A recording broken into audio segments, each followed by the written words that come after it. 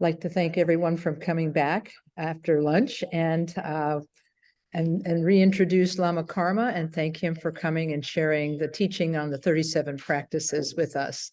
Thank you so much. Thank you, Lama.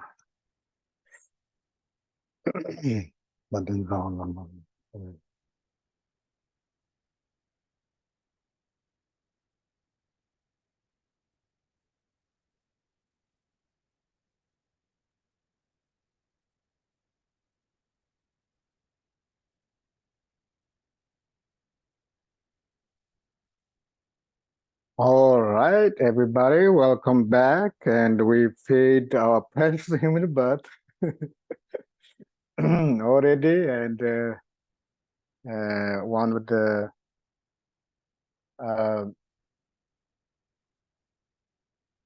important part is to take care of our body, meanwhile use it, not using for negative actions, negative emotions, and of course, it's not that easy, but that's how we are able to liberate. At least we can remind while we eat. When you eat food, there are many ways to utilize or skillfully use mindfulness, thinking that I'm offering this all the deities of our body, and or you can also think about I'm feeding this body, as I mentioned this morning, to really use this body. And the more, as Shandindara mentioned, the more you care, become sensitive with your body, and your body is more intolerance, which is actually source of suffering. And so this morning we started 37 practicing Bodhisattva. We are up till the 12th stanza, and I will display here.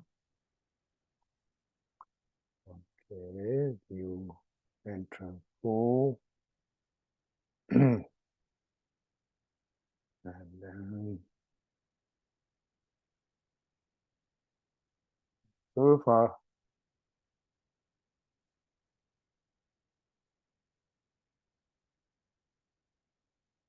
Yeah. So before we start the teaching, please once again, everybody, little bit of silence, which mean focus on bodhicitta, thinking that our next maybe about in 2 hours, or it's for the benefit of all sentient beings to achieve enlightenment. Therefore, we are studying this a very special path of Bodhisattva, the 37 practices of Bodhisattva. And please let your mind experience the compassion and loving kindness and the bodhicitta.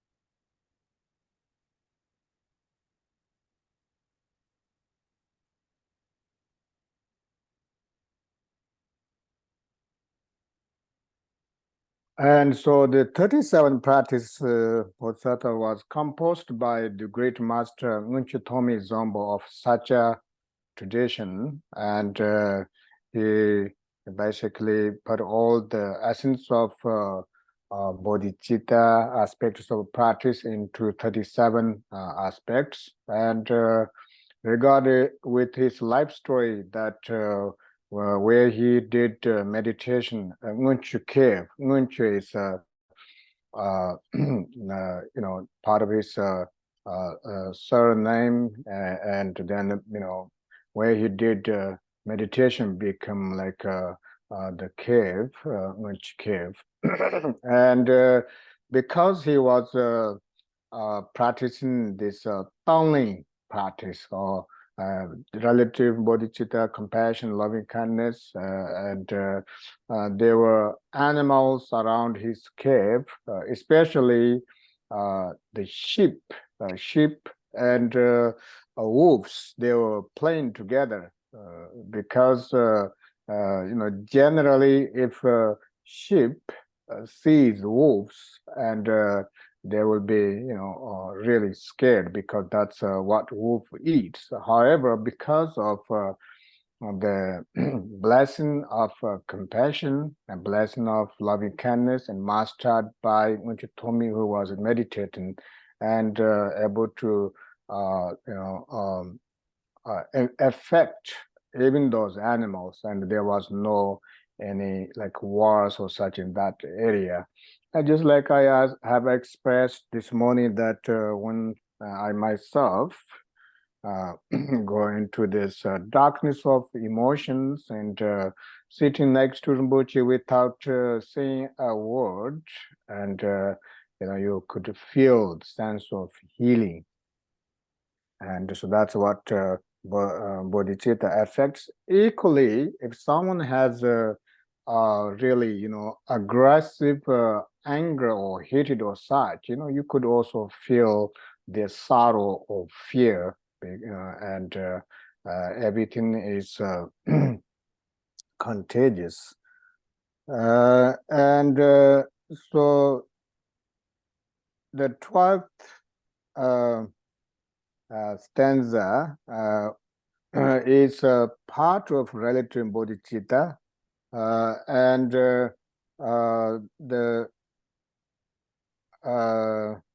they are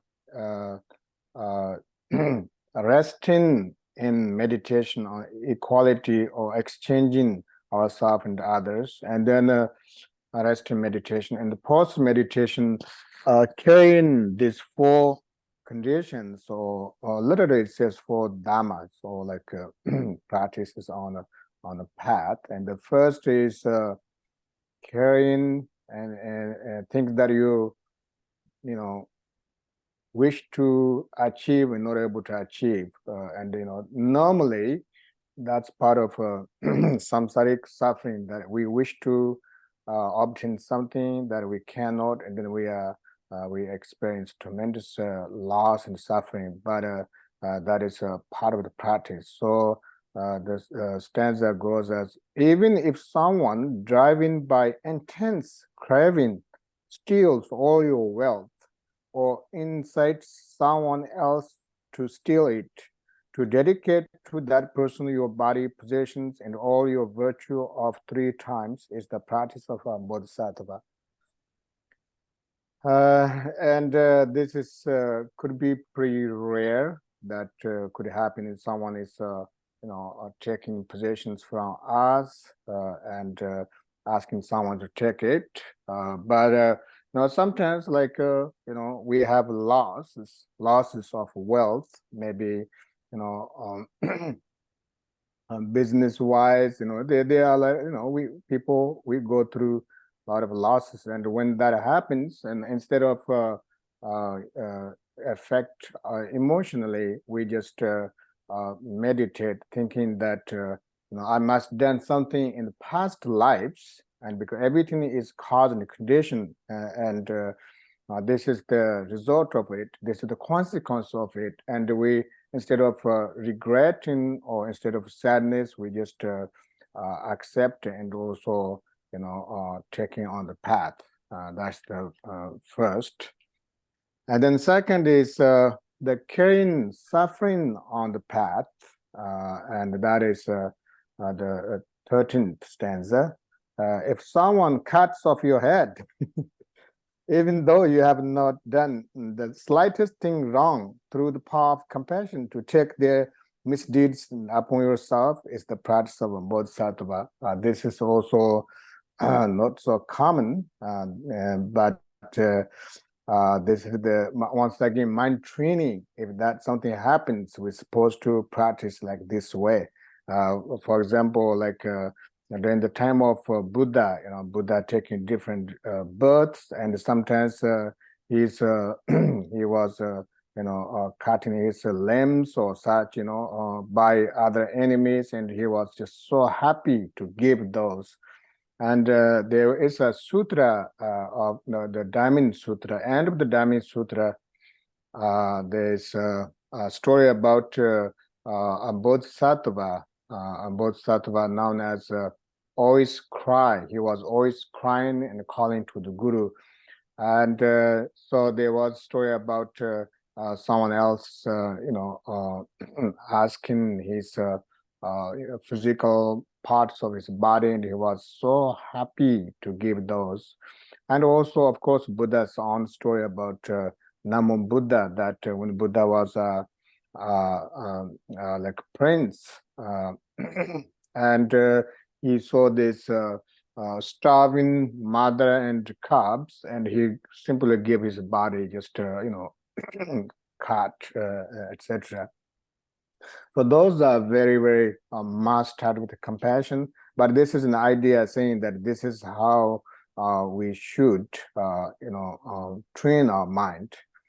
And then third is carrying on the path of words that you don't like to hear, something that's not pleasant. It says, if someone slanders you throughout 1 billion words, then in return, with a heart full of love, to proclaim their good qualities is the practice of a bodhisattva. It's just so beautiful, even though we may not be able to do exactly what it says. But when you read that and contemplate on that, as I mentioned this morning, it weakens our emotions. Wow, this is really, how we're supposed to practice. But how we react if someone says slight things and something that we don't like, and we become very excited by emotion, right away we lose it. So as a bodhisattva, shouldn't react like that. It's because of the loving kindness and compassion, and you shouldn't, should talk about their qualities. Once again, all of this actually has to do with contemplation on the previous lives. Sometimes we experience those, difficulties. It's not just sudden conditions. It's mentioned in sutras that we must done something in the past lives, that we did something. Not only past lives, but we do have this, judgmental thoughts with other people, and we always gossip. And when we gossip, there's always gossip about people, and especially the person that you don't like. You gossip about that, and if they, you have some friends to tell about their story and trying to pull your side, that happens in reality, in our life. And then fourth is carrying on the path of insulting, if somebody insults, instead of get angry, we take that on the path. That's the 15th stanza. If in the middle of a crowd of people, someone reveals your hidden faults and abuse you for them, to see them as your virtuous teacher and to bow to them with respect is the practice of bodhisattva. So this is commonly, oddly, or to say common word that we face, that how mothers endure their situation with their loving child. And child would say things, child do things, but mother is just so loving and constant, it looks like nothing bothers them. It's because of the love that the mother has to her child. And so that love is it's just focused on one pointedly on one's own, one individual, that your son. And it is the proof that we can also enhance that loving kindness to all sentient beings if it's combined with wisdom. And wisdom means that, all sentient beings wish to be happy and free from suffering. And sometimes we ourselves become the copy of other sentient beings, right? So what I like, what I don't like, it's just the same to all other sentient beings. They are just so busy in doing everything that prevent any suffering and experience happiness. And I remember a few years ago, I was with Kempo Rinpoche in Hong Kong. There was a hotel, and both Rinpoche and I was in that hotel. And Rinpoche was gazing, looking through the window, and he had some, tears in his eyes. And I was like, "Oh, what's going on?" And then I discovered that Rinpoche is looking, on the street, and there are so many people going back forth, hustle, bustle, whatever you call it. And then Rinpoche said, kind of with his voice of a little bit weeping, he said that, look at all those people, they just, wishing to be happy and free from suffering, and they are chasing for that happiness. And for me, it was like, wow, look at, oh, that's nice. But Rinpoche has a different concept. And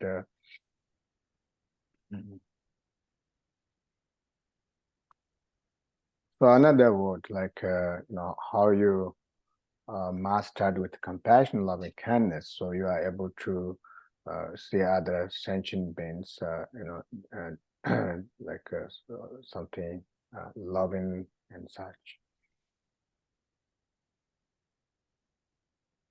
Then next is,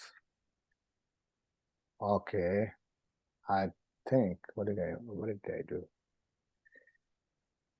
Me pahala chawan.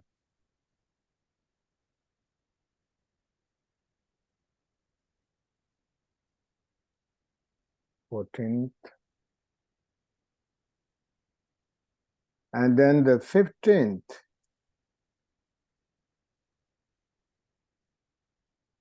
Did I recite that 15th? Lama Kathy?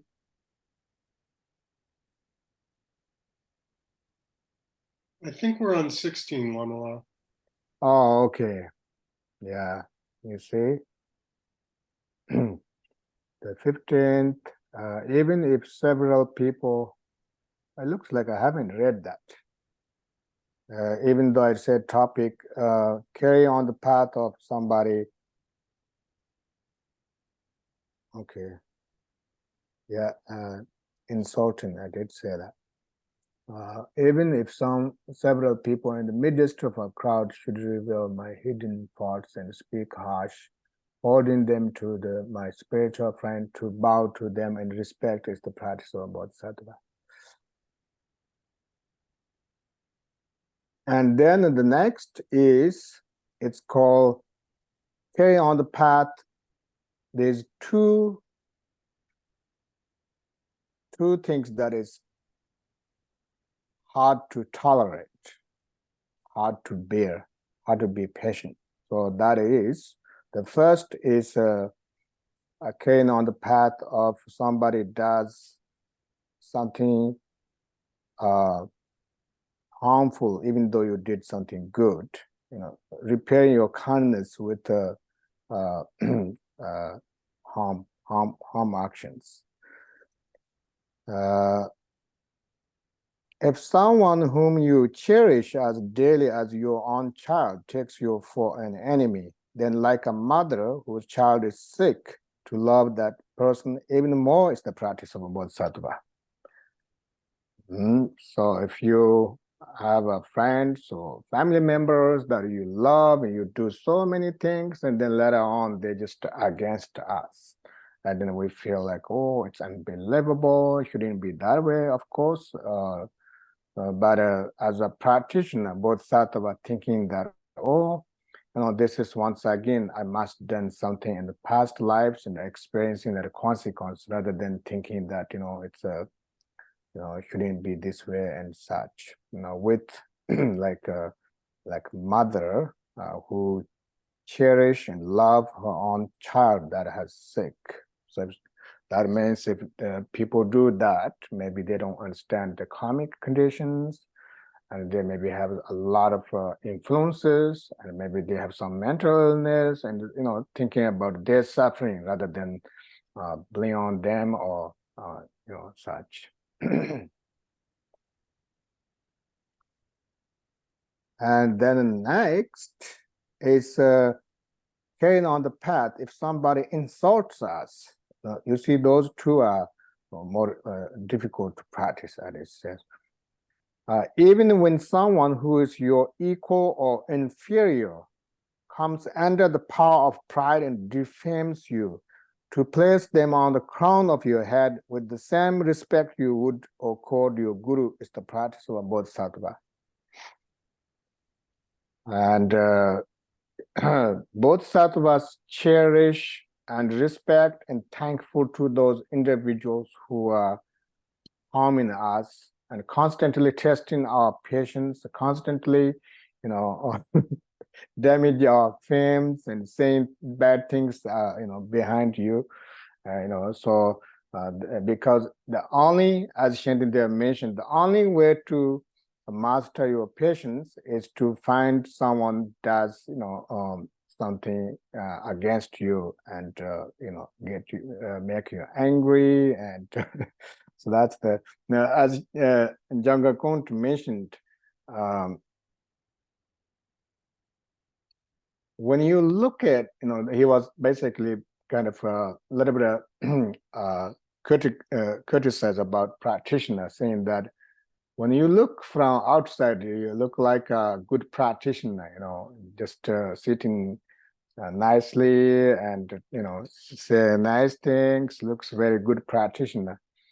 Because inwardly, your mind's not really mixed with your dharma, which means you really believing in dharma, care about karmic conditions. Your mind is, matured with devotion and such renunciation.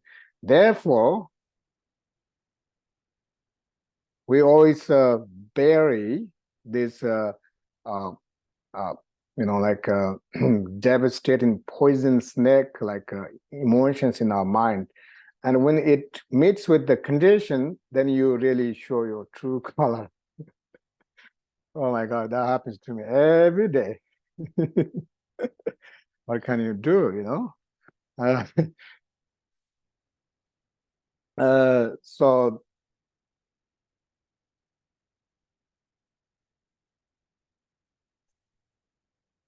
if somebody does that to us, power of pride and defames you, then you think, oh, I'm so thankful, because they are masters. When I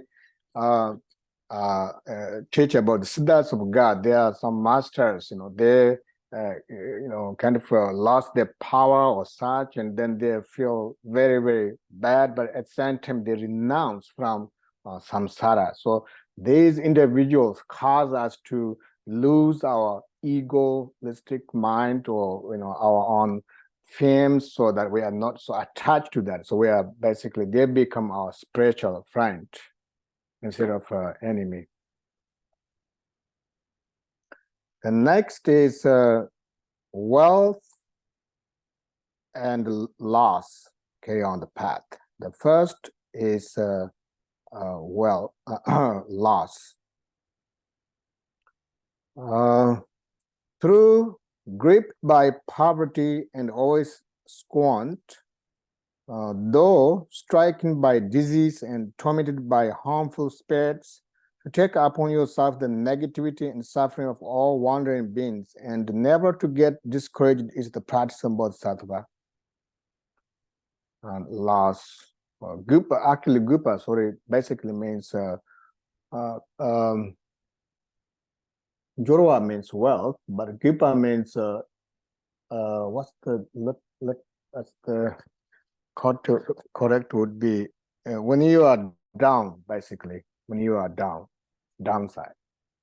So in this case, you could be, tormented by illness and harmful by spirits or other, such, and not losing our courage, and through that suffering, able to take others' suffering. And when I was sick in a retreat for so many years, and I had more renunciation at that time than now. That's the truth. I was like, because I was so sick, and physically I was very, very sick, and mentally I was very happy because I was practicing Dhamma, and Rinpoche was there and teach, and I had a tremendous renunciation. I was reading Malarepa songs and such, and so because I was suffering, and I wouldn't say that I did all this Tonglen practice or such, but I knew, as Rinpoche mentioned, before my retreat, that you have so many negative karma to purify. You should do 3 retreats. So I know that I was purifying my negative karma. So I was mentally much happier than now. What can you do?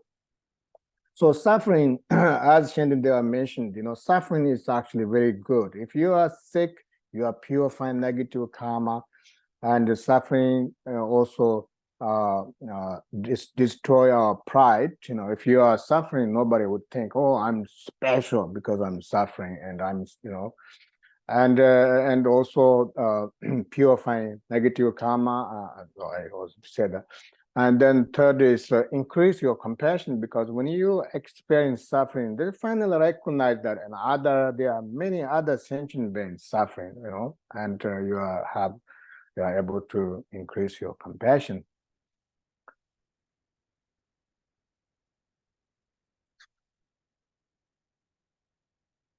And the next is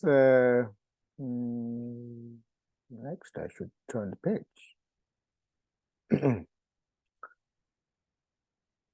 Carrying on the path, good, if you experience like wealth or such, those shouldn't, take on the path. On path about wealth. It says, even if though famous and prominent, someone to whom others bow. No, I'm just mixing things up. Here we go. I just turned 2 pages. Yeah, it is. Though famous and prominent, someone to whom others bow, though you amass the riches of a god of wealth, to see the worldly splendor has no essence, and thus to be without arrogance is the practice of Bodhisattva. Means that someone is famous, everybody respected, you are very wealthy, and at the same time, you see there's no essence and no arrogance is the practice of Bodhisattva.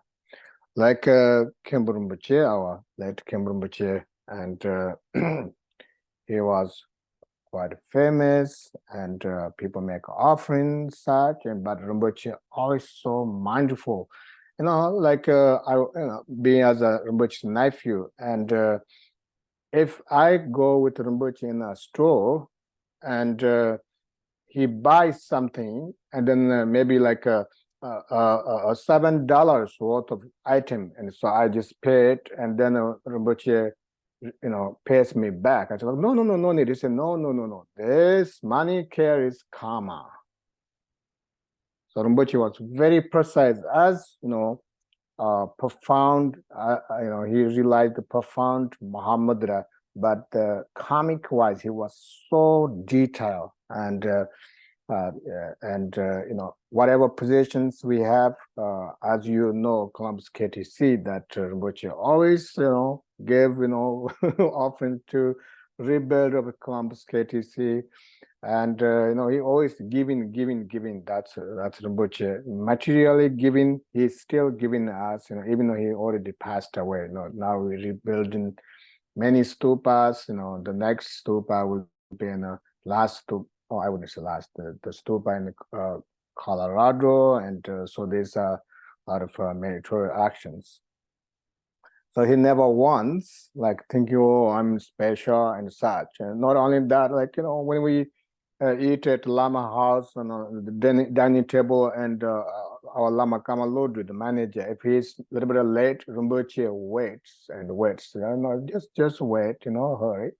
I mean, if I was on Rinpoche's place, something I would eat first, because I'm Rinpoche or such, seriously. And I would, select all the good things, and sorry about that, just that's the difference. The Rinpoche was not only that, he waits his student who coming for lunch, but he also waits, make sure everybody got it, before he eats. He just want to make sure, oh, you didn't pass this rice, you didn't, he used to tell me that, and I used to get upset, what can you do, oh, Rinpoche, please eat your meal. But then I learned that, wow, this is amazing that how Rinpoche, manifest and teaching us that, you can't be selfish,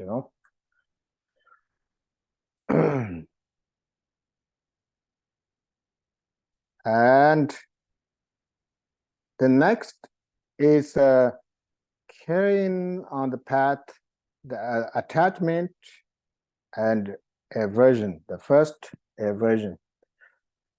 If you have not tamed the enemy of your own anger, fighting outer enemies will only make them multiply. Therefore, with an army of loving kindness and compassion, to tame your own mind is the practice of Bodhisattva. Yeah, of course, we don't have such those kind of definition of enemies, but sometimes I also notice myself that if I don't like somebody or just out of jealous or something, I might talk to someone and then, trying to, have some satisfaction, right? If somebody says negative about the other one, I feel a little good.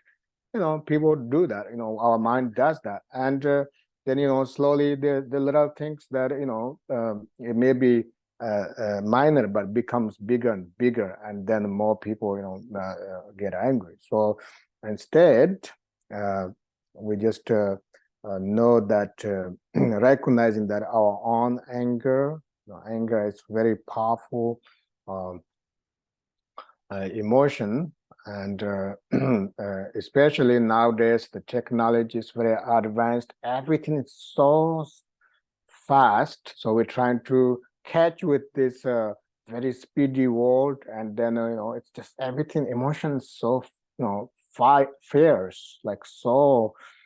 And this kind of condition, then if we read these stanzas, like it's brings immediately weakens your emotions, and especially it's not about just having high emotion, but it brings tremendous negative karma. As Shantideva mentioned, that if someone gets really angry to someone, and that destroys a lot of virtuous actions. So anger is poison that burns all the virtues of actions that we accumulate.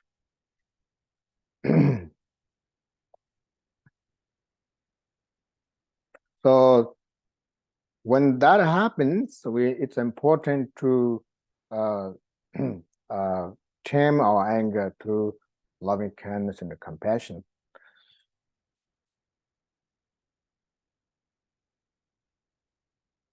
So this is always a kind of big topic about anger, and I think everybody, all of us, experience that very powerful emotion, and then with such depth practice or teaching by Buddha, there are so many methods, and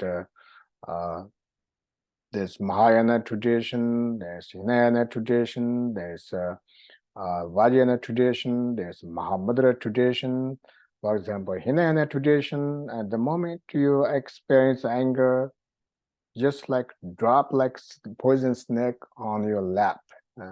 Just be mindful, drop, because Hinayana traditions, that those practitioners, they are so afraid to go to lower realms, experience samsara, noticing that our tolerance with suffering is so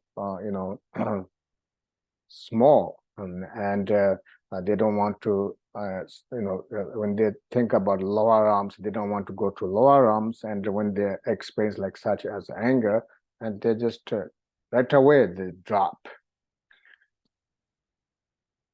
Because if, for example, it's there's a fire or something, spark of fire come on us, we don't cherish that fire, we just drop it in any tradition. And practitioners afraid to, they burn all the virtuous actions, then burn into helldom. And we if there's a storm with fire, we don't hold them because we are afraid of burn. And once you burn, the suffering is much intense. And then the Mahayana tradition, when we experience anger, and instead of blaming the individuals who cause us anger, or just consider it something totally bad or such, we just simply experience and able to take others suffering of anger. Through my anger, may I able to take all others suffering of anger, and immediately anger transforms into compassion. And then Vajrayana practice, of course, anger is the manifestation of Akshobhaya, Buddha Akshobhaya. When we talk about the 5 poisons, 6 negative emotions, they are naturally liberated, and Akshobhaya form of Akshobhaya, nature, and anger and manifest as emotion, but in nature is Akshobhaya. So sometimes when you experience anger, if you, this is I'm experiencing anger, but I'm taking this seriously, or I'm just taking wrong way, but the nature of it is Akshobhaya Buddha. So Akshobhaya Buddha, if you think about that helps to decrease or transform. And the Mahayana tradition, when you experience anger, and you just without judging, without analyzing, you simply rest in that very fire's wisdom. It's no longer anger or such. But there are many methods, and so we are extremely lucky to have all of those. And then the next is carrying on the path, the object of attachment. Sense pleasures are like salt water. The more you partake of them, the more your craving increases. Therefore, when something arose attachment, to abandon it immediately is the practice of Bodhisattva. So we have a lot of addictions, attachments to so many things nowadays, like so many the food. Sometimes we get depressed or sad, and we kind of take refuge in food or drinks and drugs and all kind of temporary pleasures, and so that even like increase our attachment, and so as a practitioner, as a bodhisattva, when we begin to experience those attachment, as it mentioned by once again, I would say once again, the such a master, such a lineage,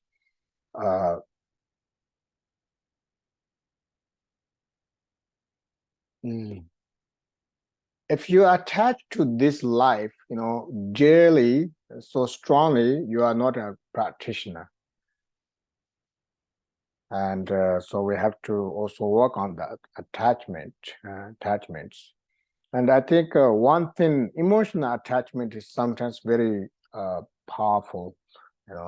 Even though we recognize the anger is negative, even though we recognize stress is not good, but somewhat we just constantly, experiencing, constantly, attaching to them. Once again, it's because of not properly understanding the karma.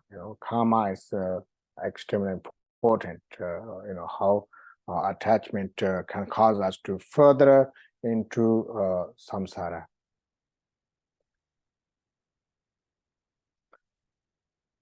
And the next is meditate on ultimate bodhicitta.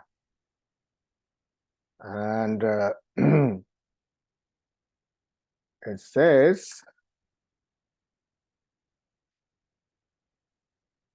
so ultimate bodhicitta has two aspects here. One is the resting meditation on ultimate bodhicitta, and the other is the post meditation.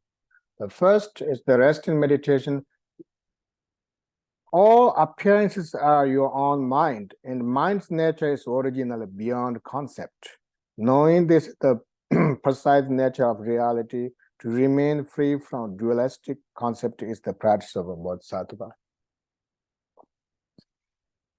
And as Buddha said, that everything is creation of our mind, and the mind's nature is always liberated.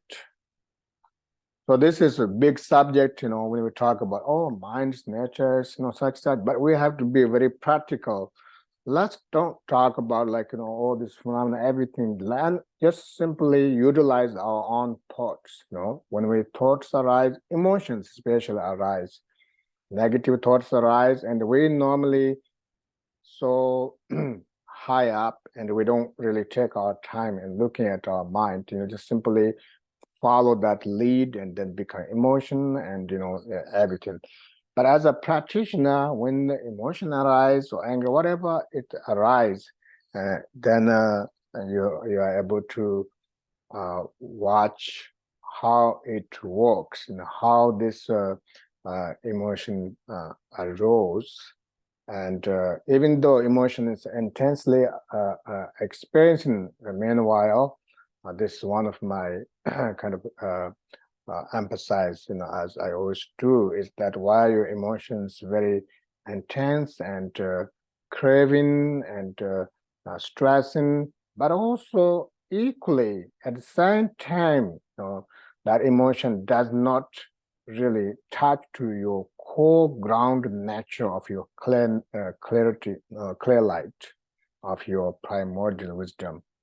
So one thing, emotions just so blazing right there, are equal, nothing happens deep down in your mind. So you have to, that is because your natural, your primordial wisdom is always resting and always never touched by emotion.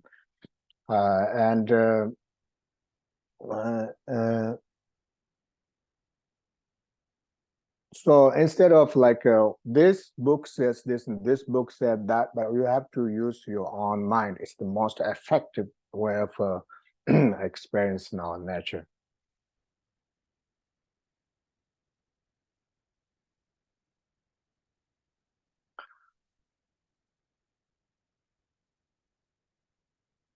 And yeah, so because emotions, you feel like you are basically cornered, right? You are cornered. It's maybe not a perfect knowledge, but maybe a few, you start to fight with somebody, and those individuals you are cornered, and then you kind of able to make them your friend, and that doesn't not a good knowledge.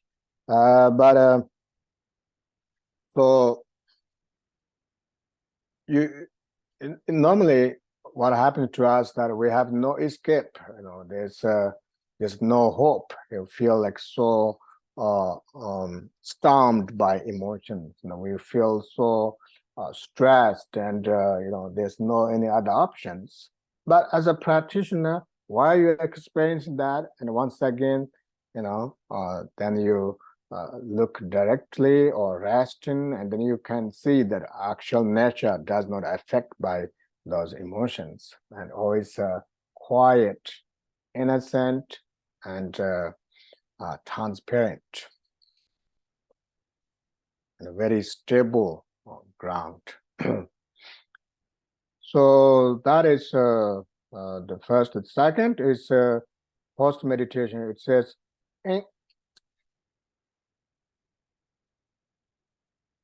all Okay, here comes.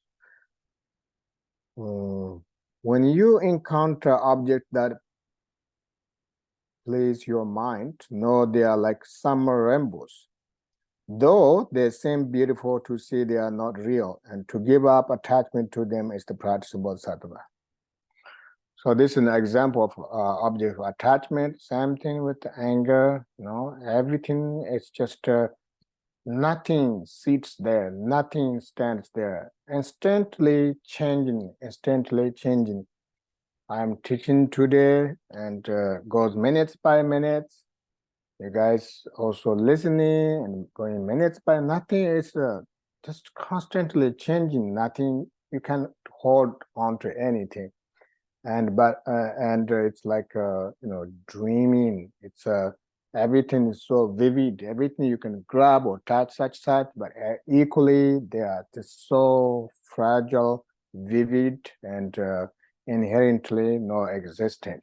So saying everything is like it's a like a rainbow, colorful rainbow. This is sparkling water.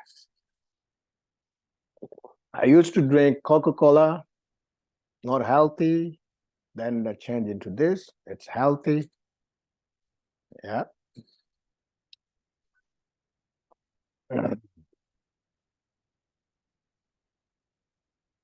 And the post meditation first is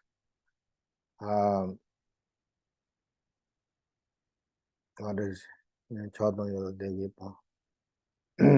first is abandoning attachment to the object of beauty. Now the second is abandoning attachment to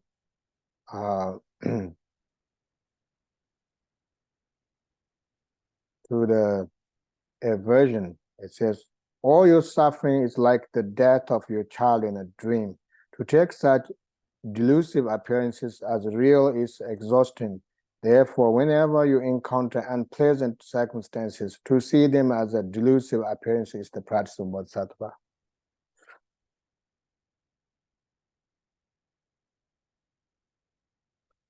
Yeah, so all these different sufferings and different delusions, and we constantly cling on them and stress them is very exhausting.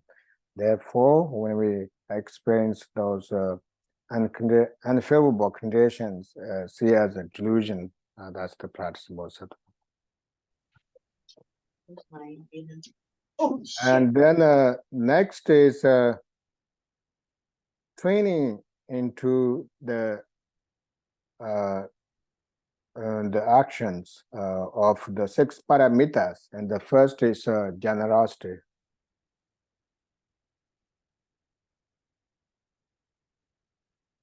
I think I didn't change that. If those who aspire to enlightenment must willingly give away their own bodies, what need to mention external objects? Therefore, with no hope for personal reward or benefit, to be generous is the practice of bodhisattva. Generosity, there's physical generosity, making donations, giving things to charity, or wherever it's a benefit, small things, doesn't have to be big, and basically letting go. That is the generosity. The definition of generosity is not about how big or how vast you give, but you just completely letting go and no wishing to return something, rewards. And the second is the training in moral discipline.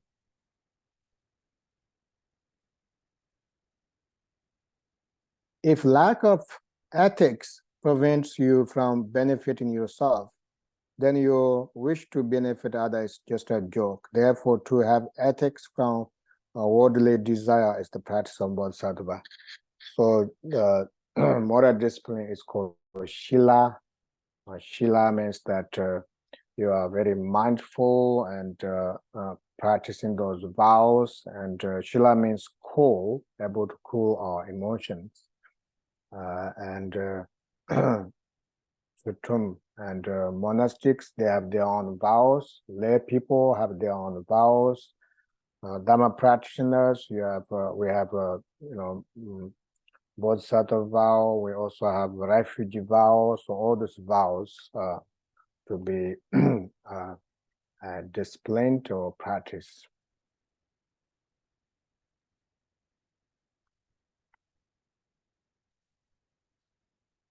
And the next is patience. For Bodhisattva who wish to enjoy wealth of virtue, every harm experienced is like a precious treasure. Therefore, without getting irritated by anything at all, to cultivate patience is the practice of Bodhisattva. That's just so profound. And we are totally opposite.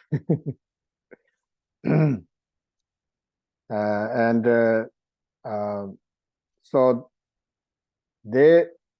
those individuals, practitioners who wish to practice Bodhisattva path, anything that harms to us, or somebody harms to us, or physical illness, whatever uncomfortable conditions we meet, they consider as a precious jewel. They don't see as a threat. They don't see them as a burden. They don't see them as a interrupting, and they say everything is a great opportunity. And also meditators, all the thoughts, as Jangar Rinpoche mentioned in the Thought with True Meaning, that the most kind are the thoughts. For us, the most disturbing is the thoughts. So Jangar Rinpoche said, most kind is the thoughts, because they constantly arise without any non-existence, and so opportunity to rest in your mind. And likewise, so we whatever difficult we encounter, like society, community, Dhamma centers, we also have we have a community, have all kind of situation happens, and sometimes it's not that easy, but as a practitioner is an opportunity. And most, I think, us in life, we just learning a lot of things from failing or making mistakes. That happens to me many times, and including changing diapers. That's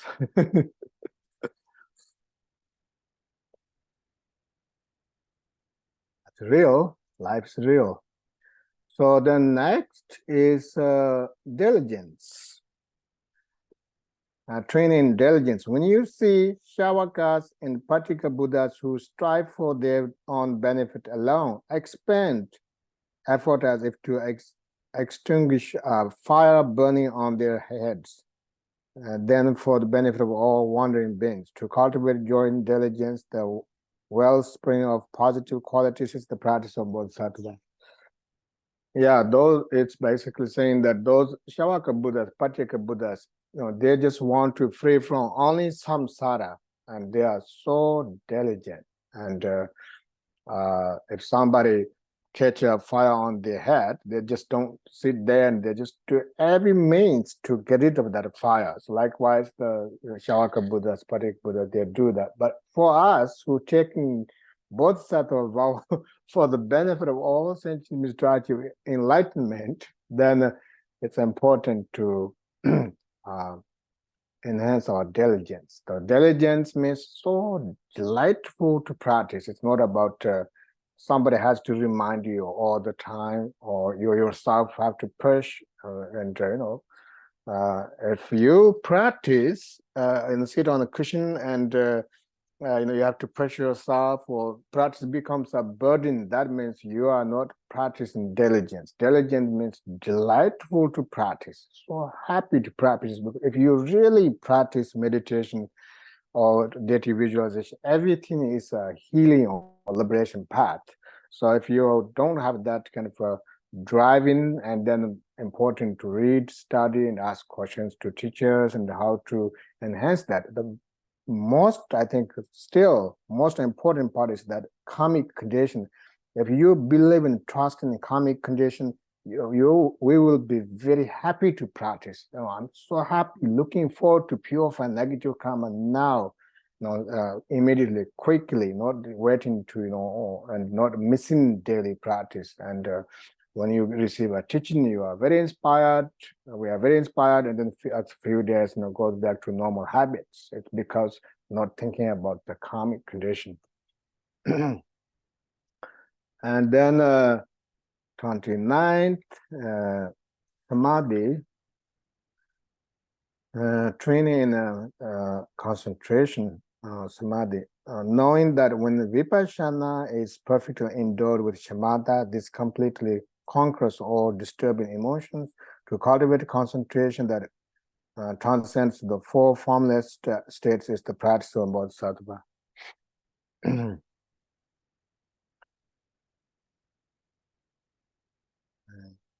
So this is the unity practice of compassion. I mean, the shamatha and vipassana meditation, knowing that it can conquer all the emotion kleshas, and not attaching to those formless realms. Beyond that is the practice, authentic practice of meditation. And then next is training knowledge or prajna.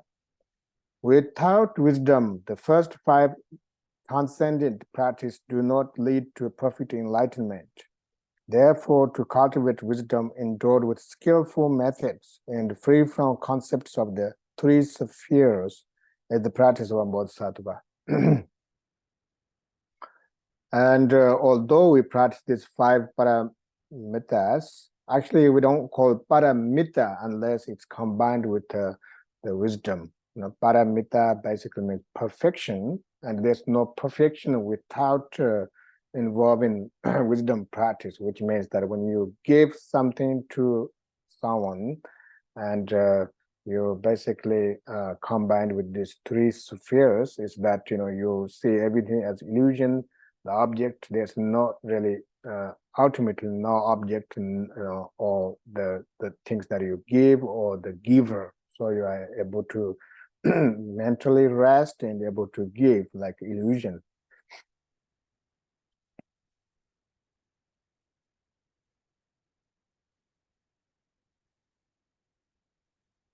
And then next is training in 4 things that was taught in sutras, 4 dhammas.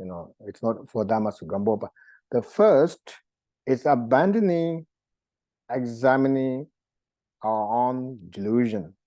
Let's say examine our own delusion and abandon them.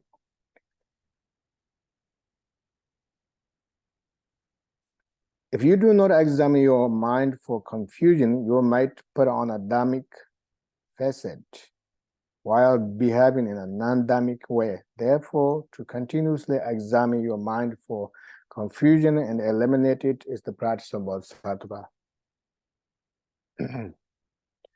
Yeah, so we have to examine our mind, especially when we practice whether it's deity visualization or meditation, because, for example, when we meditate, shamatha meditation or whatever meditation we do, it seems like practitioners more focused on looking for peace and emptiness and clarity, all those things that you want to experience, not knowing that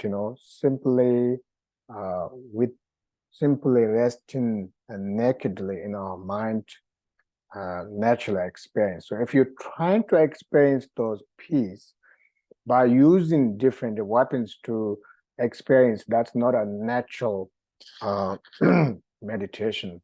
That is more like have a lot of side effects, and you may experience a little bit of peaceful there. That's not really a meditation, because it's also that attachment to that peace. So authentic meditation is that way it is, the way it is, how your mind nature is, the way nature displays, the organic, that the way the mind is. Some master has mentioned that, sometimes when we practice, we're going so far, further somewhere, we want to experience something, excitement. And then later on, when they practice more and more, then we discover that you have to go back to original. There's nothing out there to experience. You have to go original, rest in your, as it is in your own nature. That is authentic without side effect meditation.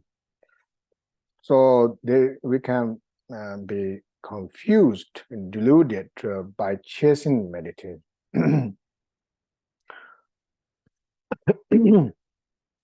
And also like deity visualization, same thing. Sometimes we really want to see the deity, the visualization so clearly, vividly. We are so keen to, chasing those different colors. And once you maybe experience, or let's say able to visualize something, and then you may have a sense of pride. Oh, I am a pretty good meditator. But those are not important meditation of the deity. The deity, it's as it mentioned, that the deity is nothing more than the display of wisdom. Wisdom manifests as deity, but in essence, wisdom manifesting as deity. So it has to go back to original. If the visualization is very clear, that's perfect. But if you're trying to make it clear, it may not be helpful. So if you understand that the nature of deity is wisdom, and your nature is wisdom, you are basically, visualizing that wisdom manifesting as deity. And then, there's wisdom already there, so you don't have to put extra effort. So naturally, the deity you're able to visualize. And the next is abandoning saying bad things about Bodhisattva. If compelled by your own disturbing emotions, you speak of the faults of other Bodhisattvas, you yourself become flawed.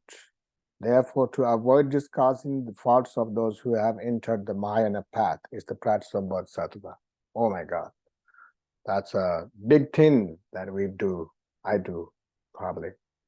Because sometimes we talk about other people and practitioners, and those practitioners, as according to the book, saying that someone who just generated the bodhicitta, so that means there's our Dhamma practitioners, Dhamma students, or Dhamma friends. They all took bodhisattva vow, and sometimes we talk about them, and something negative and such, and so not speaking about them is the practice of bodhisattva. And if we, according to the bodhisattva training, if you see something negative about them, and then that is the manifestation of our own negative thought, it doesn't mean that someone has those faults.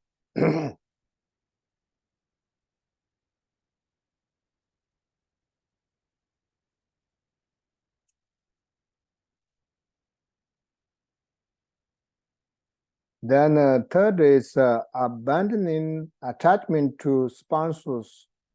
It says benefactors' place. Honor and reverence produce quarreling and cause the cultivates of listening, reflecting, and meditating to deteriorate. This is the hardest word to pronounce. Deteriorate. Another there. Therefore, to relinquish attachment to the homes of friends and relatives and sponsors in the practice of Bodhisattva.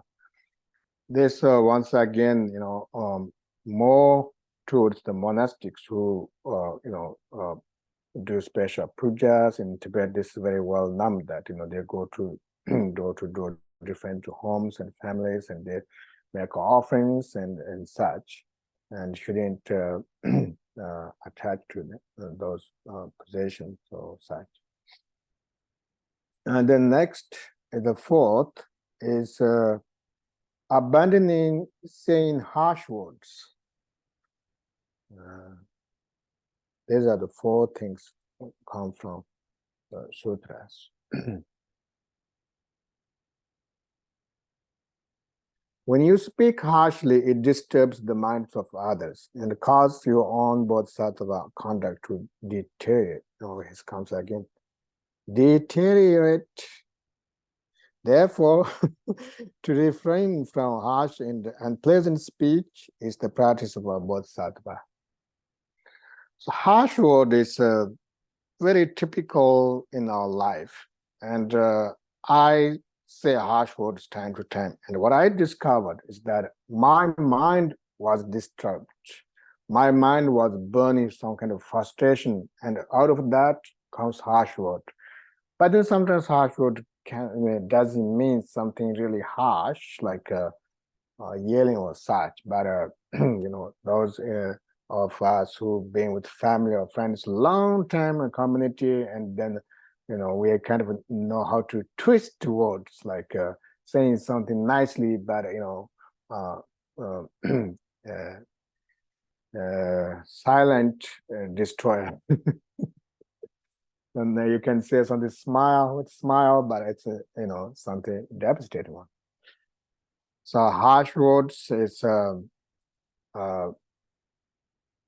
as a bodhisattva, always be mindful. If someone, as I mentioned this morning, that no matter how much you think your view is different or distributed with others, but that careness in your mind never separated from your mind, then if you say something, it won't be sharp because you have that careness and compassion in your mind.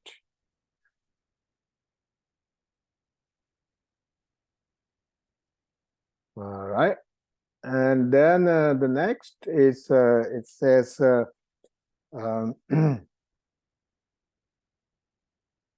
how to training in how to abandon negative kleshas or kleshas.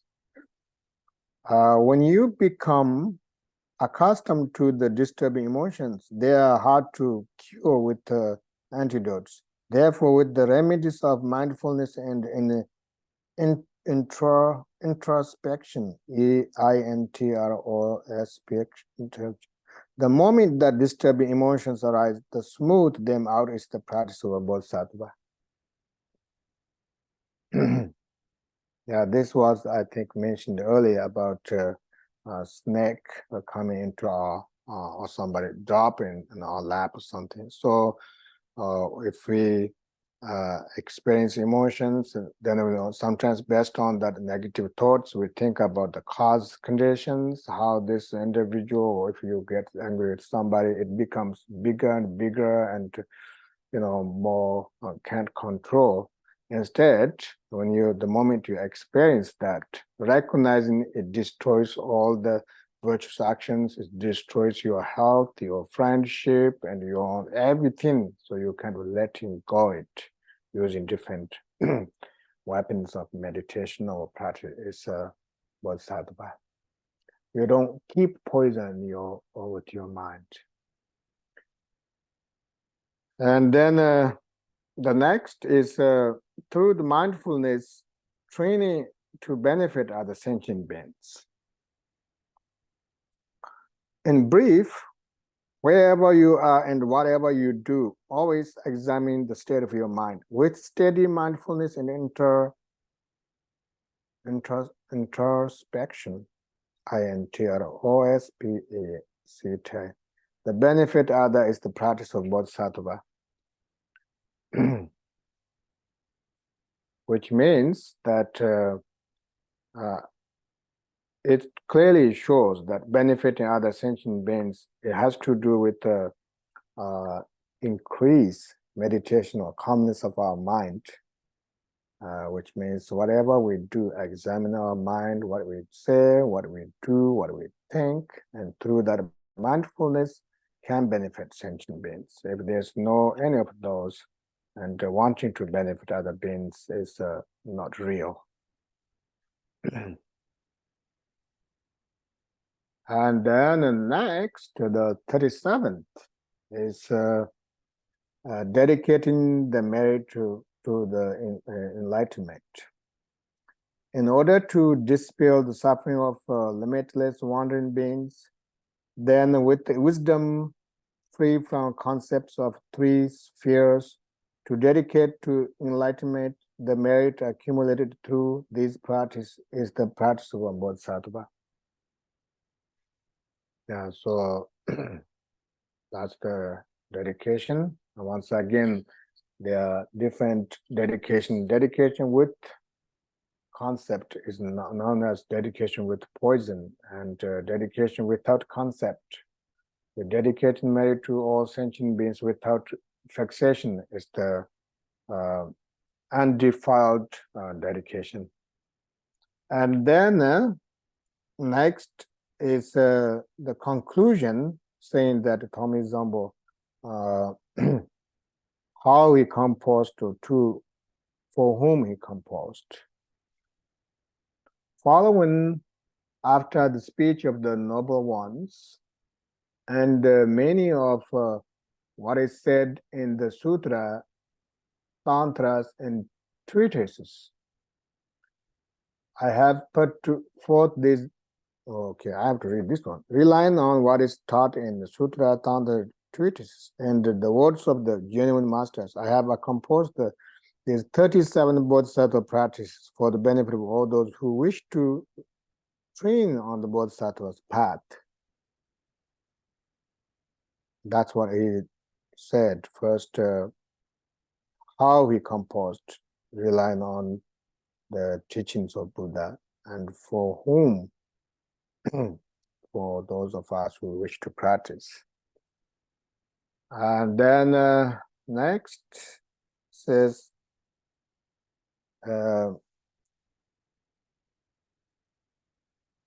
saying that this is the unmistaken path.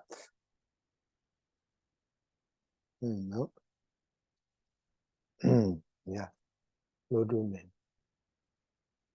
Because my intelligence is inferior and my studies few, I cannot compose poetry pleasing to scholars.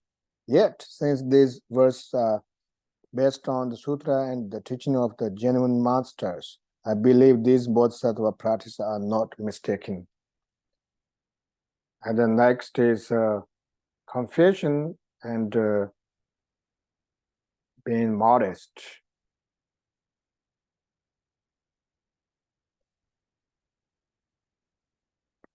Nevertheless, for one with an inferior intellect such as mine, the vast conduct of bodhisattva is difficult to fathom. So I pray to the genuine masters to consider with patience my contradictions, inconsistencies, and any other mistakes I have made.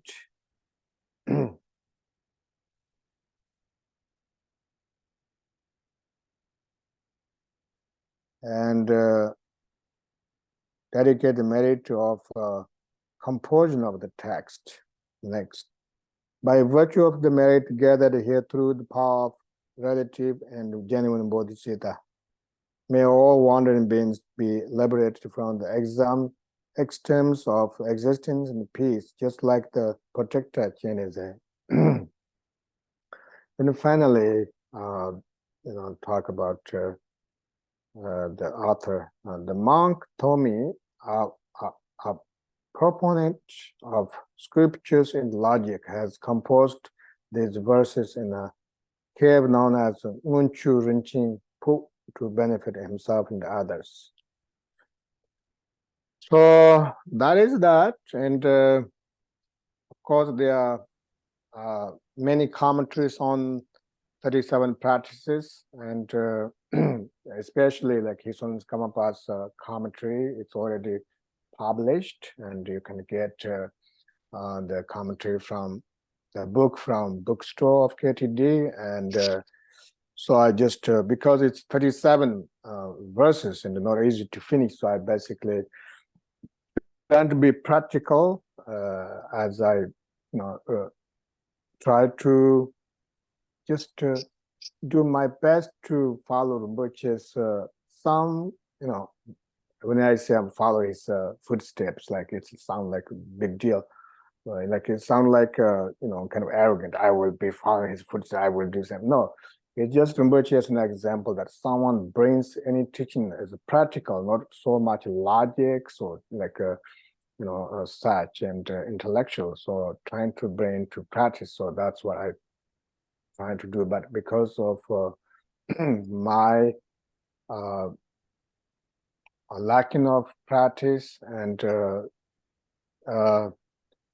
knowledge, probably not able to express everything what I supposed to teach. But at the same time, that's how we struggle in our life. Every day we struggle in our life, and when there's no other, like in life, like basically you have friends, you have many, family, everybody, but at the same time, it's you versus your mind at the end. It's no one can help. So then these teachings become so available. So I just trying to explain briefly. And as I mentioned this morning, actually this afternoon, that I will give you some time for question and answer session, and we have actually left about 40 minutes. That's a lot.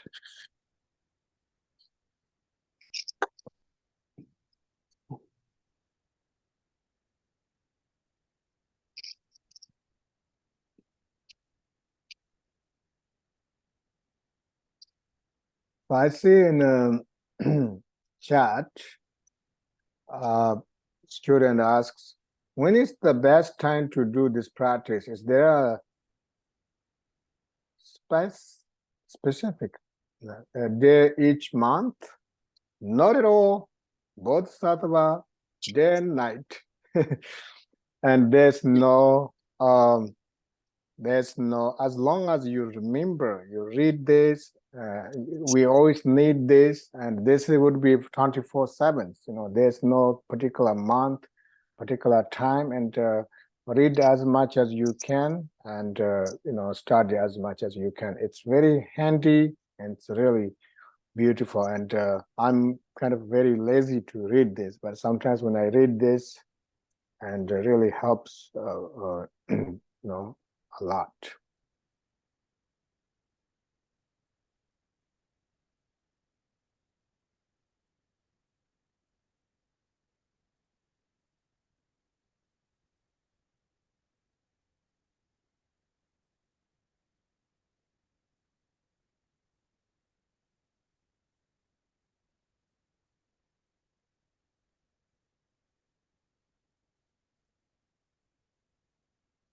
Any other questions?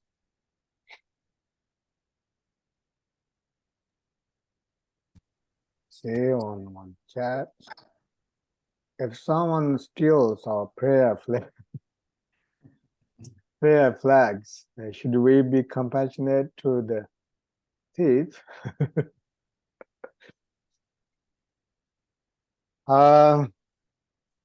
That's sound like perfect training mind, training.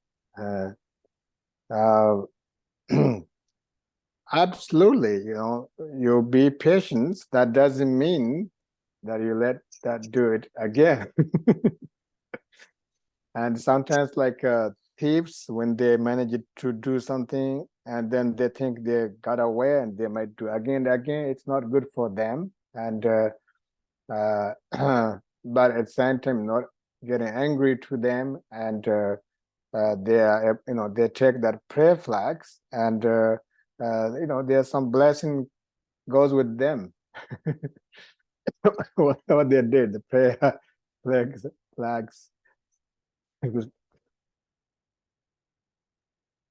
Not report him.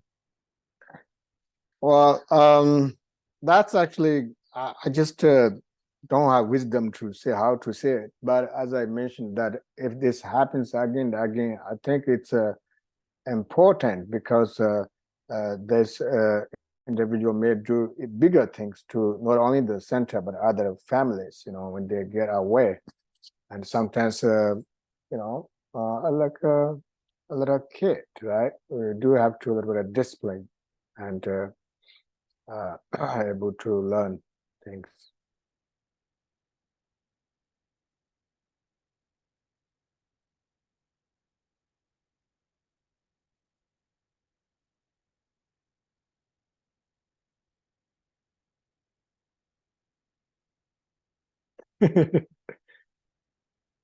Anything else?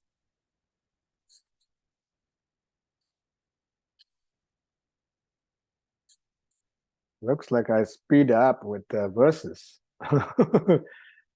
thinking that there will be a lot of questions or something.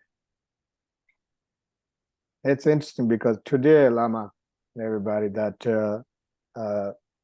my brother and Lama Laban Todin, arriving this morning. And I was like, okay, I will see you after the teaching.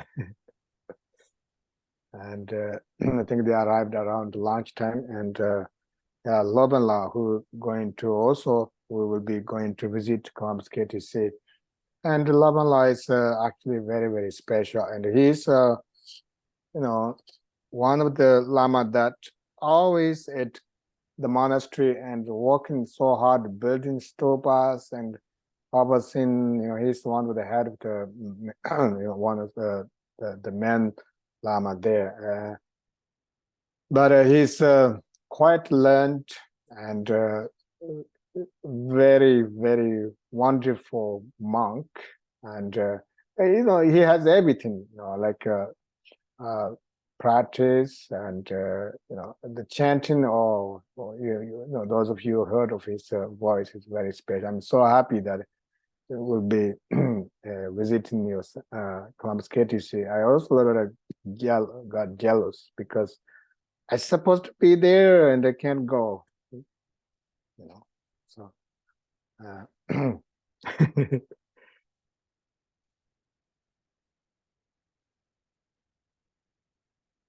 okay, let's see one more time. Relative and ultimate bodhicitta. Okay, Kathleen. Oh, ultimate bodhicitta, literally, tandem Chanchusan. Tandem means the genuine, we call ultimate bodhicitta. Then tam means genuine or spring, and ten means goal or destination, which means kunja, the opposite, the relative word. Kunja means everything what you see is manifesting like kind of very fragile. It's not real. Of course, the ultimate bodhicitta means, the relative bodhicitta, compassion, Tangling practice, the 6 parameters, all of this practiced with mindfulness, transforming our mind into different concepts. That's not totally ultimate. It's relative because gather accumulation of merit through relative bodhicitta. And the ultimate bodhicitta gather accumulation of merit of wisdom, which is those 2 accumulations are very important. But when we practice that, as I mentioned this morning, that generally we're supposed to either our mind is resting in nature of mind, ultimate bodhicitta, and whatever thought arise, instead of transformed into negative thoughts, or those supposed to transform into relative bodhicitta, which is a loving kindness and the compassion. The relative bodhicitta has the aspiration bodhicitta. Means may all sentient beings to achieve enlightenment. And then there's implementation bodhicitta. Therefore, whatever I do is for the benefit of all sentient beings.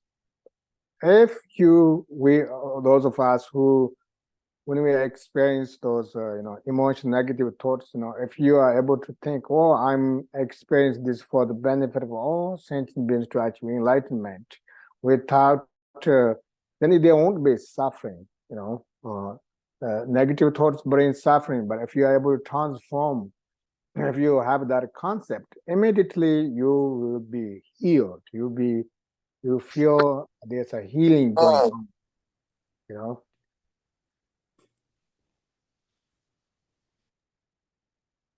Next says, before taking the words of the vows, should one first become very familiar with this text, so one is less likely to break the vow?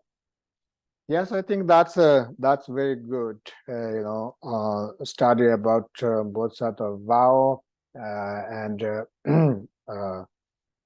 this is Kembrumbuchi used to also recommend to study about what is the both side of vow, and what's the meaning of it, etc. But equally, Rinpoche always said, don't wait, take both sides of vow. And first he let people, when people are interested in Buddhism, take a refugee vow, and then they begin to start window practice, and then take both sides of vow. He doesn't want people to wait too long. But it's always good to study. And are these 37 practices brief version of Shantindeva's verse in his text, the way of the Bodhisattva? If not, why is the connection between these two texts? Thank you. Yeah, actually, there are a lot of similarities. As I mentioned, there's this also explanation on ultimate bodhicitta, mostly relative bodhicitta.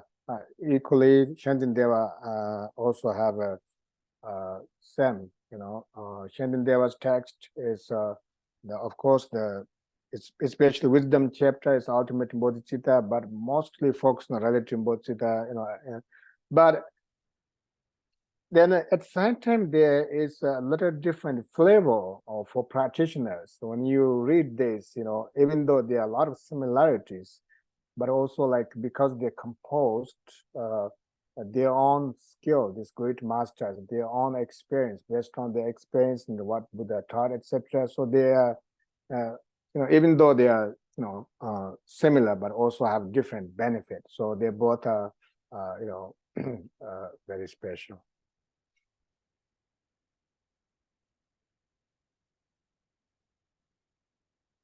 What book were you reading from? This book is the 37 Practices Bodhisattva, and I mean, everybody knows that. And it was actually published under the guidance of Khenpo Stamjan Rinpoche, translated by Ari Goldfield, translation, and Maba Foundation. The Maba Foundation published this. So this has Chinese, English, and Tibetan, and then at the end you have all these dots, 1,000 dots. So you can read one and fill the dot, and then etc. But whatever version you have is good. Okay, read. The first 7 verses are the preliminaries. The next ones are the main practice, etc. Can you review the grouping of this? Can you review grouping of these verses? What does grouping of this? Yeah, what that means is that they're like the 6 paramitas are which verses, and so forth. There was ultimate bodhicitta verses, relative bodhicitta verses. Can you review for us which ones are which?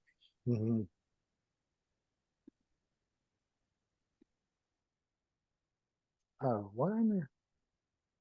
So let's see, which one is this? The version I can.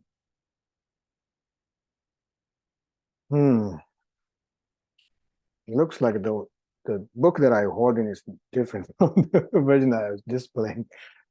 I will want to make sure don't make a mistake. So I will brief. I think that would be very beneficial.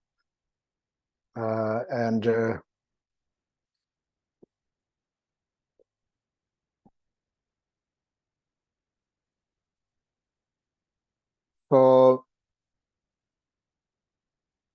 first, Namo Lokikuraya, it's the short homage, and then the next 4 lines are more elaborate form of homage, and the next 4 lines, the source of benefit and happiness, etc., is the promise to come forth. And then it has page number on my display, page number. So now we have this great vessel of freedoms, etc. So that is the actual commentary, and actual commentary also have the preliminary how to enter to Dharma through preliminary practice. There are 7. The first, the precious human birth, is number 1. Then goes all the way to 7 verse, the refuge. Themselves also bound in poison of samsara. Until that is the preliminary dharma, and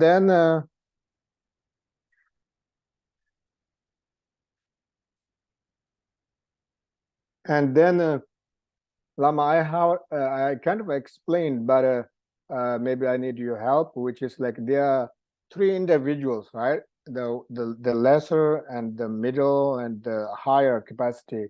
They have a special term for that. Maybe you can help with that. So that's the next one. After the refuge, on page 8, the lesser individual practice, the suffering of the lower arms. So that's the first. And then the intermediate capacity individual practice is the stanza, the 9th stanza, says, like dew on the tip of a blade of grass, etc. And then higher bodhisattva practice, higher capacity, the great practitioner, the higher capacity practitioner is the 10th stanza. Start with 10th stanza, and first it's generating bodhicitta, and then 11th stanza is continuation of it's called resting practice of bodhicitta, from the relative bodhicitta, exchanging, and that is all suffering comes from yearning for your own happiness, etc. And then the 12th stanza is in the post-meditation of relative bodhicitta, carrying 4 things on the path. That's the 12th. The first, 12th, the first is carrying on the path, not able to finding what you want.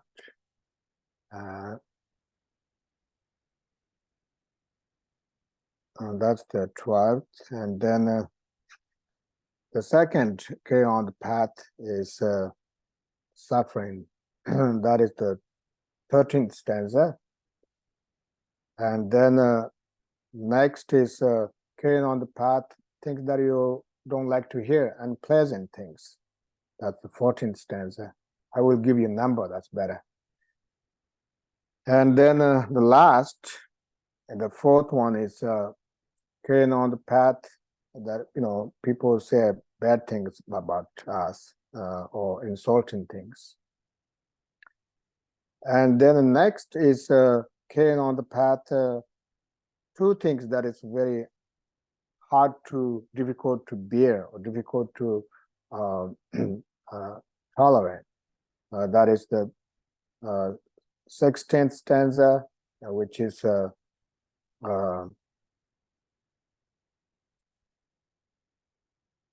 the name for that is carrying on the path,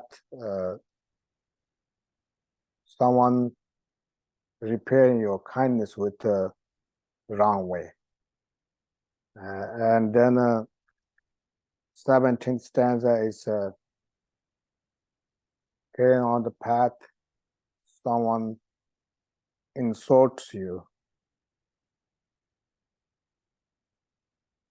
And then 18th stanza, there are two things carry on the path. One is resources or wealth, or other is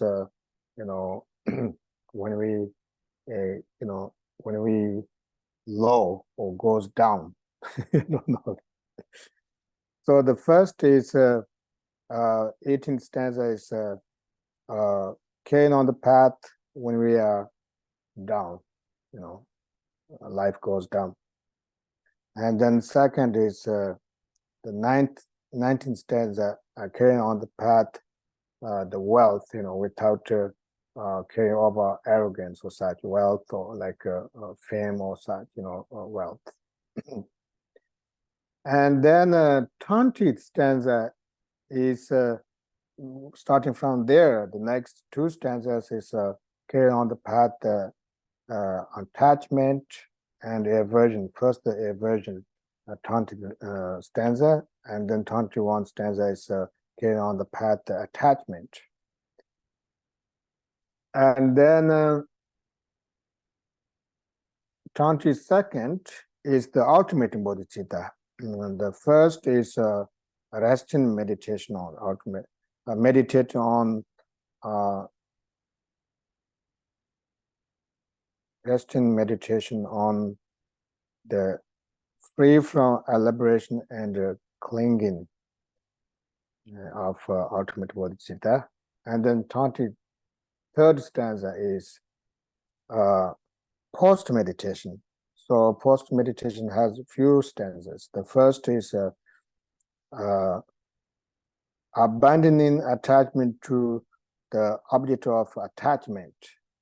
That is the 23rd. And 24th is abandoning attachment to aversion.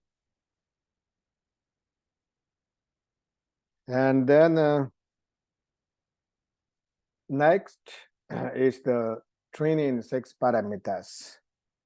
The first, generosity on 25th stanza, then moral discipline, 26th, 27th is patience, 28th is diligence, 29th is samadhi, lastly 30th is the wisdom.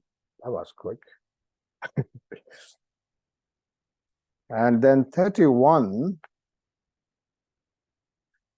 let's see, it's they are also training in 4 things that are taught in the sutras. The first is abandoning our own delusion by examining ourselves. So that is 31st. The second is abandoning saying bad things towards bodhisattva. 32nd stanza, 32 stanza. 33 stanza is the third one, abandoning attached to the benefactors or sponsors, homes, wealth. Lastly, abandoning, the 34th is abandoning harsh words. So those are come from 4 things from sutras. Next, 35th is how to abandoning, how to train in abandoning kleshas. And then 36th is through mindfulness, training in benefiting other sentient beings. And then 37th is the dedication, and then next will be conclusion. The conclusion had how he composed and for whom he composed. And the second is this is a mistaken path. Then third is being modest and confession. They go together. The fourth is dedicating the composure, and then last is where he composed and for whom, or for the benefit of sentient beings, composed by Tomi. Where is the winter cave, and what he composed was 37 practice bodhisattva. So there are 4 things within that composition part. I think something like that, Lama. Thank you. You're welcome. When I went through, I probably said it differently, but I hope you guys got the meaning of it, you know. It's always nice to have that kind of like a chapter by chapter and topics, the names. And when I was in Dhamma school, my teacher used to say, Kembo, that if you have this, if you know the topics, what chapter, for example, like if this is a chapter about relative bodhicitta, then first you have to understand the definition of relative bodhicitta, and then everything else, even there are some words very hard, everything is explained about relative bodhicitta. So if you know the topic, then it's easy to grasp, you know.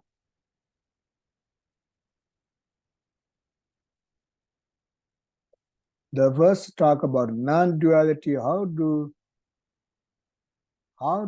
we can we understand non-duality? What is that? Non-duality basically means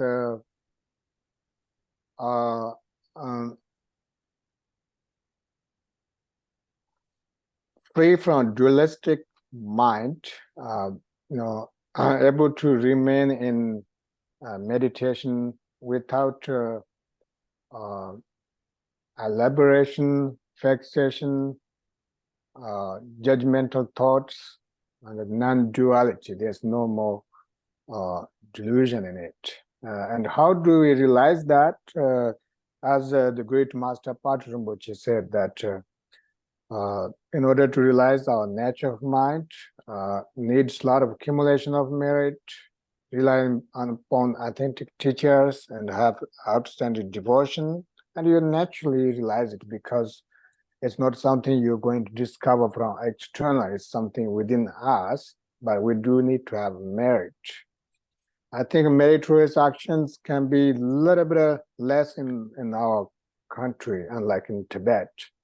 In Tibet, everything is just the people walk around, gathering accumulation of merit all the time. Wherever if there's a light a lamp, make a donation, going in circumambulation, everything is, gathering accumulation of merit. But here, it's something new, and so you have to explain a lot. And sometimes even you explain, and sometimes it's hard to go through our mind. So it's something I think really have to focus on. Circumambulation at your home, always like cleaning your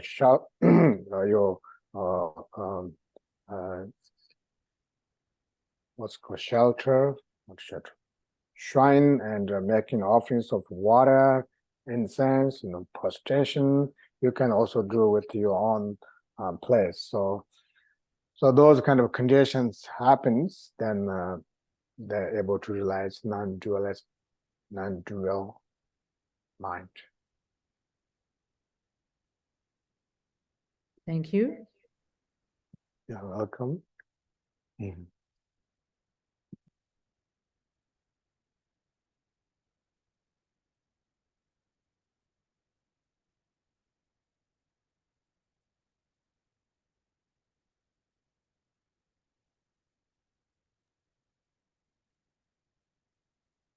Yeah, it looks like we don't have any other questions here.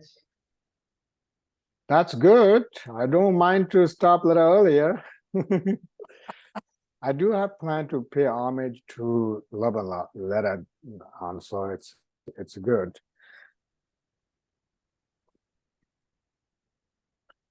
So I would like to conclude that thank you so much once again for all of your patience, able to be there listening my, English and also thanks so much Columbus KTC. Columbus KTC is a very special center and one of which is a very inspirational center, and he really focused on this center, ever since it was built, especially rebuilt. And even though Rinpoche didn't see the actual rebuilt, but he saw all the design, everything, and I'm sure Rinpoche is so happy from the expense of Dhammadat that everything is displayed according to his wish.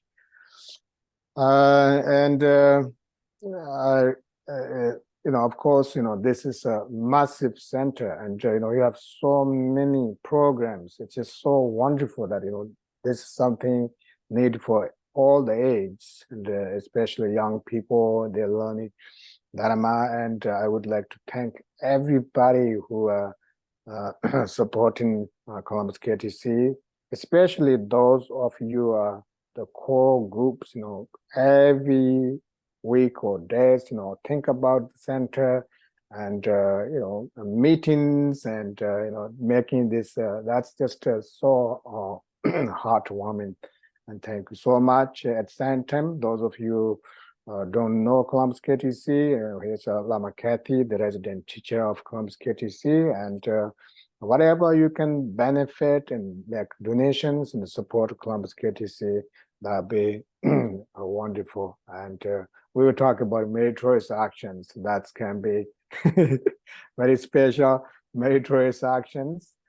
Finally, I would like to offer this merit to my kind Guru, Khenpo Rinpoche, Chögyö Tangpo Rinpoche, and we pray for whatever they wish to be fulfilled, especially Chögyö Rinpoche, Chögyö Tangpo Rinpoche's a quick return, and also long life for all the great masters, especially Sun Skamapa, and may activity be flourish and no obstacles, and all the great masters. And I also pray that Lama Kathy, your health, you have to stay for a long time to benefit all the centers, especially Columbus KTC. And I also wanted to say that here at KTD, our president, Lama Drodhul Lama, with her leadership, and there are so many programs going on, so many projects going on. It's just so wonderful, so rejoicing. And so I will see you next time when you come here. If not, maybe we Zoom each other, one day, if you are not total worn out by me. Yeah, thank you so much, Lama.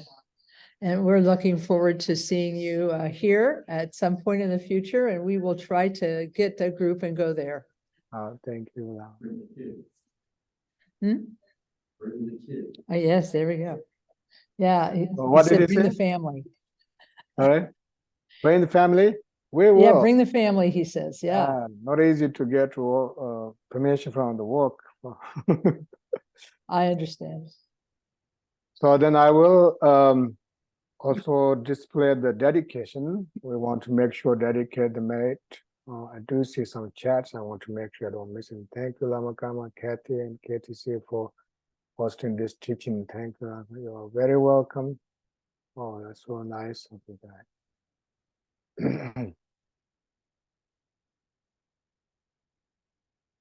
Actually, it's so funny because I wrote it here on the page right here. So we dedicate the merit of today's teaching, and it's wonderful that we spend a few hours talk about 37 principles Sattva. It's just so not that easy to have this opportunity. So I'm so happy. Let's chant the prayers. Long life wishes come up accept. Oh, Jaga Ninja Rosa Grama Ba Jaga Tele Juda Grama Jaga Danza Wanga Gama Ba Ojen Ronde Tele Jode Zo Sonam De Tamje Zeba Nye Tane Nibe Dana Bande Jega Nanja Bala Drubaya Seba Zolendo Ganyo Drojo Chanchu Sanerembo Chema Banaji Jiba Nyamba Meba Da Kone Gonde Bewara Yo.